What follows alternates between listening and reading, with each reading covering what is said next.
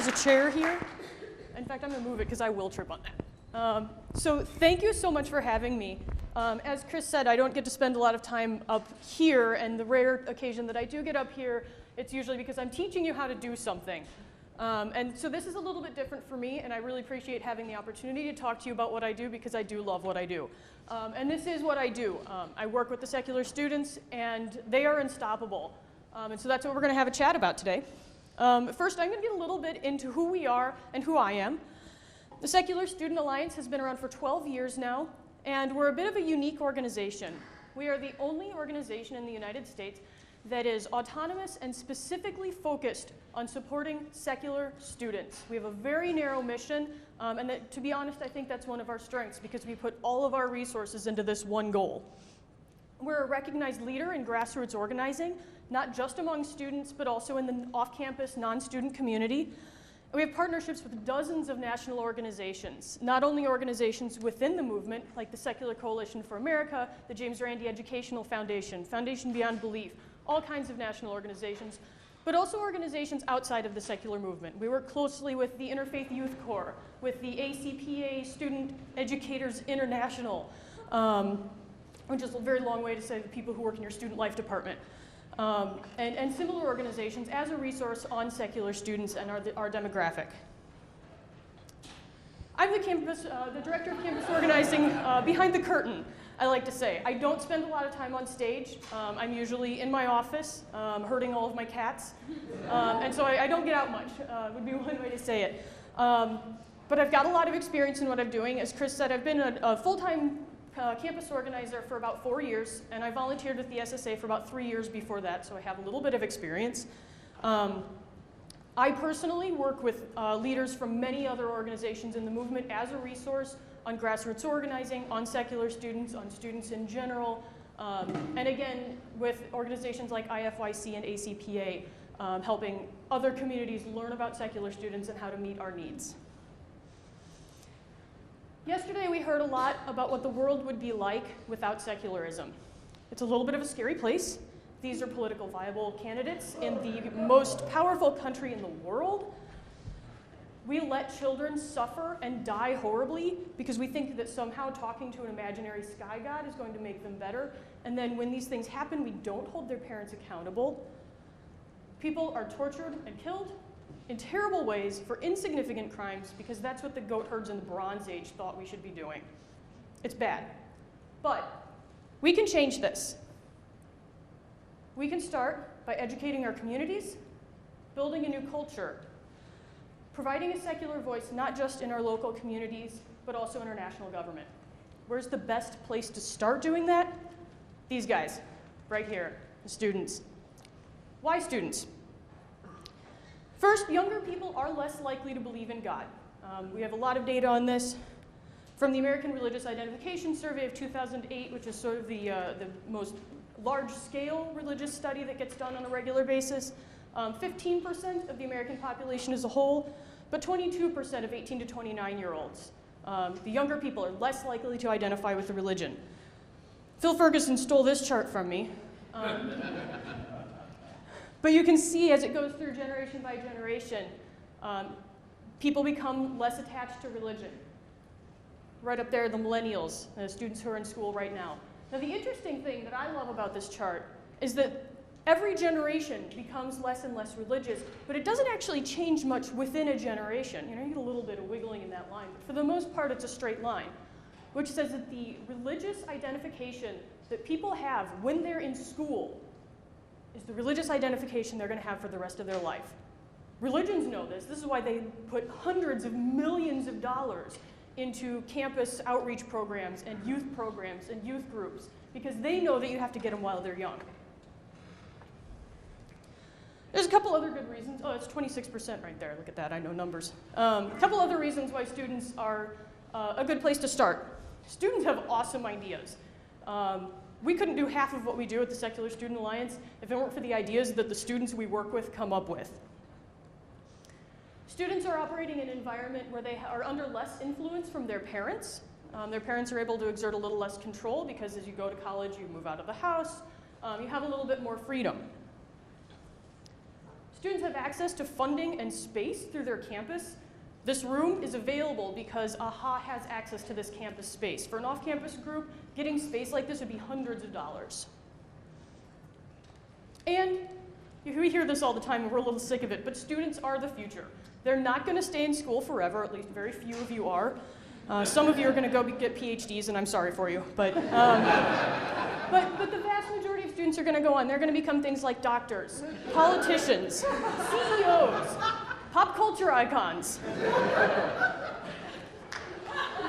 They're going to take these values they have gained as students, and they're going to take them through the rest of their lives, where they're going to influence their coworkers, their subordinates, the people they teach, their families, their communities.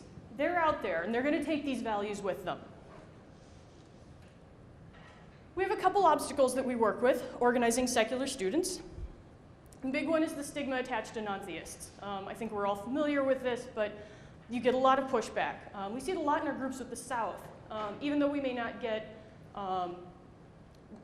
administrative resistance, we get social resistance. A group might apply for funding from the student government, and the student government may say, we don't like that, we're not going to fund that project. Flyers are torn down and vandalized. Chalkings are scrubbed off the sidewalks. You hold an Ask an Atheist table and people come up and scream at you. There's a lot of stigma there, and it kind of takes some balls to overcome that sometimes. We do get resistant administrations, particularly at the high school level. At Melbourne High School in Florida, a student named Jade wanted to start a group. Her administration told her no. Jade found 65 students in her high school plus a teacher to sponsor the group. And the administrator said no. Then the administrator went to the teacher and said, hey, this is a really bad career move, you should reconsider. We were able to step in and say, hey, that thing you just did, that's really illegal, you should stop. And so Jade's group is now an affiliate of the Secular Student Alliance. But this is something that happens way too often at the high school level. It's very common. Students have limited resources. How many students have over $100,000 in their checking account? Yeah, none of you. Me either, for what it's worth. And a lot of students don't have mobility. It's hard to get off campus. A lot of students don't have cars. If they do have cars, very often they're beaters and they're not going to make it 10 miles out of town. And so that's a factor in a lot of decisions. Students face high turnover. We like to say we're organizing at a bus stop. Because 4 to 5 years in college, say your first year you're still figuring stuff out, the second year you start to get involved with this group, maybe you run for an officership the third year, you're junior, okay, you've got 1 to 2 years to serve as an officer, and then you're gone and we have to start all over. Geographic isolation. Sometimes colleges are in the middle of nowhere. In fact, a lot of time colleges are in the middle of nowhere. And so a student group at a university might be the only secular group for 100 miles or more, especially when you get into places like Montana, the Dakotas, Wyoming. There's a lot of empty space out there. And then attrition. This is the polite way we have of saying the groups that don't make it, which has historically been upwards of 10% every semester. So say the Secular Student Alliance had 300 groups last semester, we would expect to lose about 30 of them. And this is just because of that high leadership turnover, student turnover. You guys have other things you're doing. You've got projects, finals, classes, study abroad. Life is complicated, and so attrition happens quite a bit. Summer break actually is a big factor in attrition. But despite all of these things, we're doing really, really well. Take a look at this graph. You saw this in bar chart form the other day, but this charts our growth as far back as I have data with the Secular Student Alliance, so about 10 years, from fall of 2003 when we had 43 affiliated campus groups, till today where the number is about 365. I'll get to why that's an about in just a minute, because usually I can tell you exactly. Not only are we growing in general, but we're seeing an increased demand in high school groups. We're seeing an increased demand in group reach. That's the number of people that our groups are reaching out to. So not only do our groups have more paid members, they have more people showing up to events, they have more people in their Facebook groups, they have larger email contact lists, and just going up and up and up over the last 4 years. To compensate for this, we've had to hire a lot of staff, which has been a terrifyingly sharp growth curve. But because of all of that, we've been able to bring this attrition rate way down. Back in 2004, when I, again, first have data on this, we had almost 20% attrition. It was terrible. And we've been steadily bringing it down. I have preliminary numbers from the audit that we're finishing up right now. that right there shows right about 10%. If everything goes on track, we're going to land somewhere between 8 and 8.5% attrition for this spring, which is actually a broken record and by quite a bit. So I'm very excited because we're doing something right. Another area we've seen a lot of growth is in the demand for the services that the Secular Student Alliance offers. The speaker events that we help organize, hung around 50 for actually a really long time, 50 events per year. And then just in the past 2 years has skyrocketed. To say nothing of our tabling supplies, which started as an ad hoc service. We sent out about 6 my first year here, and now it's our most popular affiliate service. We're on track to send out over 300 packets of tabling supplies this year.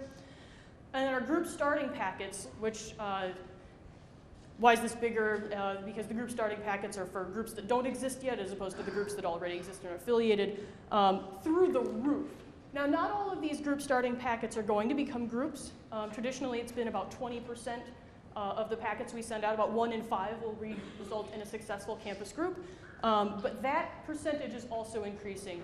This school year, it looks like we're going to be a lot closer to 30% than the 22% that we've seen in the past, and that's pretty awesome. So between the fact that we've sent out over twice as many of those packets, and we're getting more and more of them to turn into groups, means we're seeing this kind of growth. Now, why are we seeing these changes? This is a question I get a lot, and I actually tacked this slide in this morning because it turns out I'm going to have time.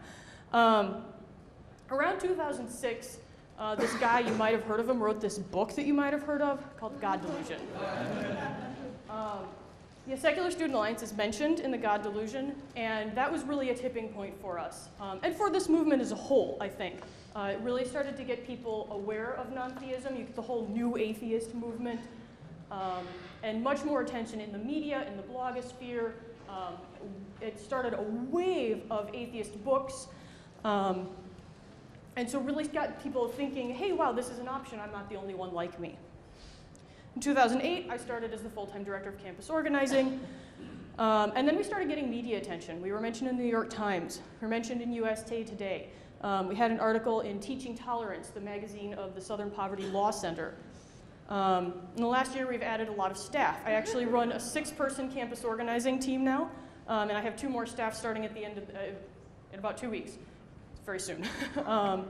And so between all of these factors, we've gotten more interest. The Secular Student Alliance has gotten more visibility, and so we've been able to connect with more students, and we've gotten more staff and more services in place to meet their needs. And so all of these come together to be able to support this kind of growth.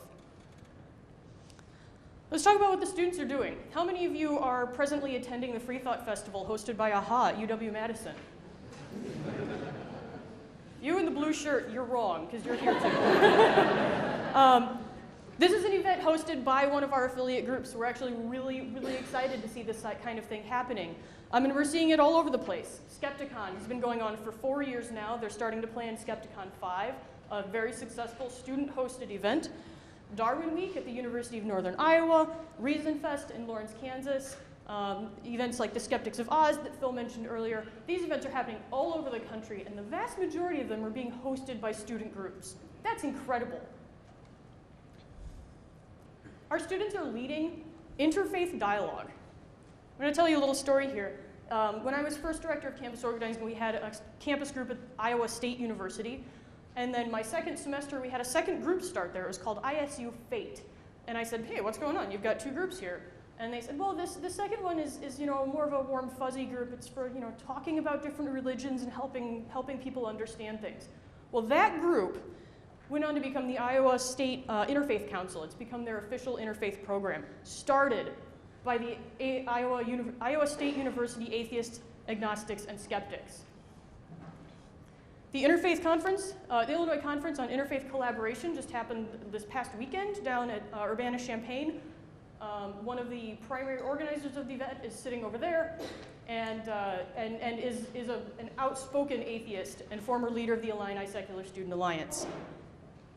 We work very strongly with the Interfaith Youth Corps to the point where Eboo Patel, a member of President Obama's Interfaith Council, and the president of IFYC has personally thanked secular students for changing the way he thinks about interfaith. So if he says it, that's what interfaith is, and we've been able to change that. Our students are very involved in service projects. We're working with the Foundation Beyond Belief and the Leukemia Lymphoma Society to get student groups involved in the Light the Night Walk and fundraising for that project. We've had several groups take week-long service projects down to New Orleans to help rebuild houses after Hurricane Katrina, because even though that's been an increasing number of years ago, there's still a lot of work to be done. And groups participate in smaller projects. We have a group in California that at every meeting knits strips of blankets for the Linus Project, which provides these handmade blankets to kids in need who have been through traumatic situations. Our groups are starting national programs. We've got blogs like the Secular segment, started by a student at the University of Illinois in Carbondale. We Are Atheism, started by students out in Kansas. Everybody Draw Muhammad Day, which thankfully has not become an annual event, but certainly it was a national event. Largely got the attention it got because a couple of secular student groups grabbed the idea and ran with it. Everybody Ask an Atheist Day, National Ask an Atheist Day, is in its second year now.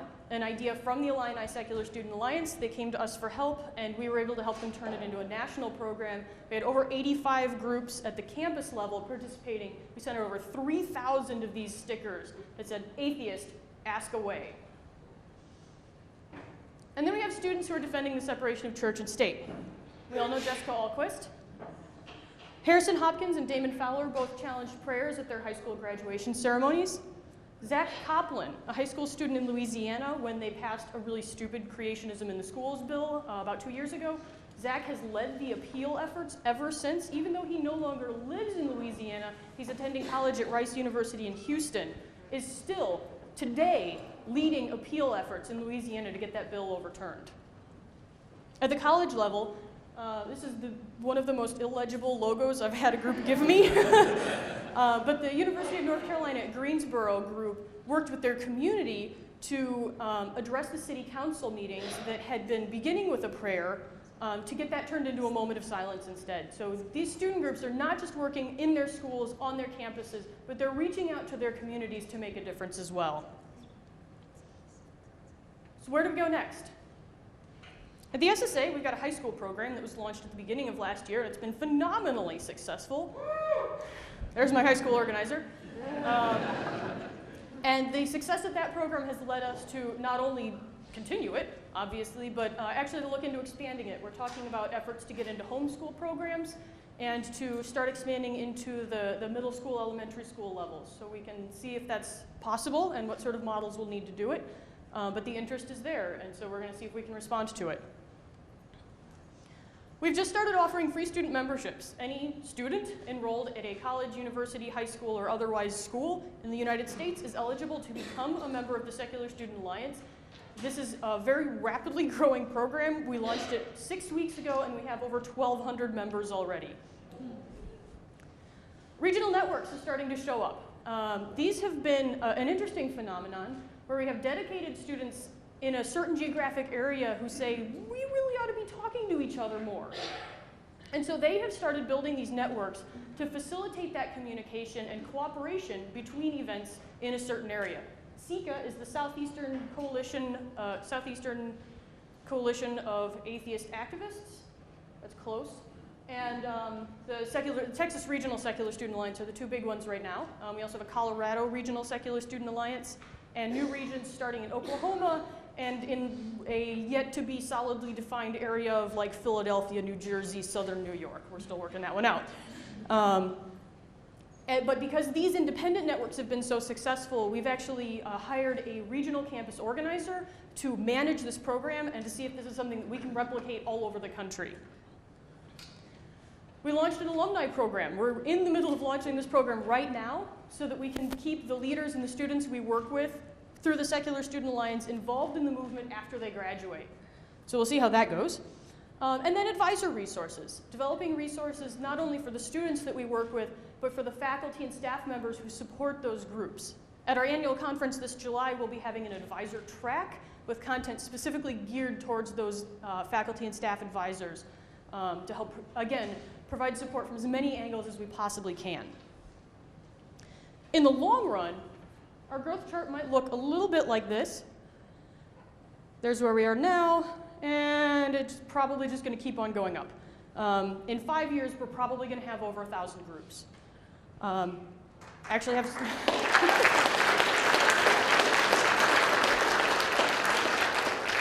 That's a lot of groups. That's a little bit of a frightening number to me.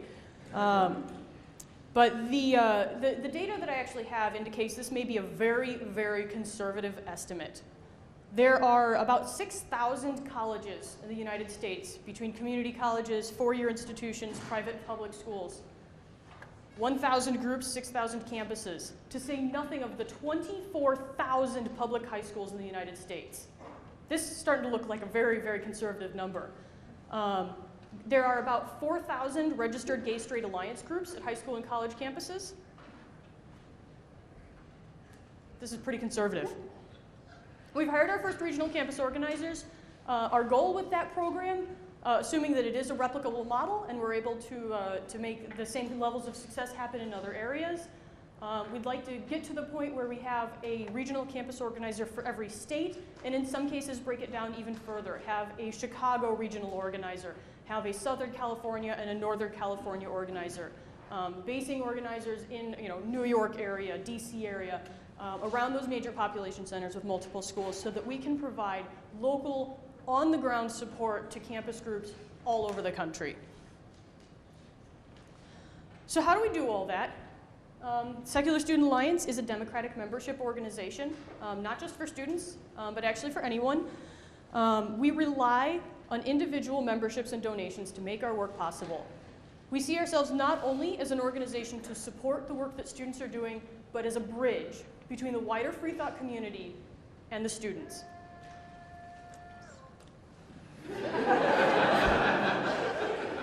In the last 3 years, our budget has grown exponentially.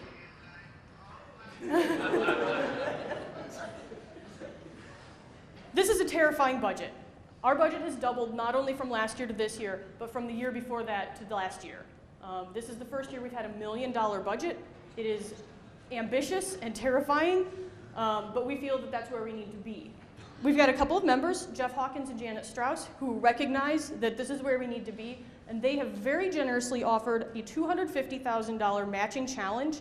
Any donations and memberships made to the Secular Student Alliance from now until either the end of the year or we meet that challenge is going to be doubled by these donors. So there's never been a better time for you to become a member and to give us your support. I invite you to come see our table afterwards to come see how you can get involved. That said, let's have a little bit of a comparison here. Cru, formerly known as Campus Crusade for Christ, apparently they decided Crusade was a little rough and that Cru was somehow better. They're our cultural opposition. They're the competition that we're facing. Cru has an annual budget of $500 million. Every year, they're putting $500 million towards campus groups. We just hit $1 million budget this year. Cru has 3 staff members, 3 paid staff for every single campus group they support. We have about 33 groups per staffer. In the last 3 years, Cru has lost 500 campus groups. We have gained over 200.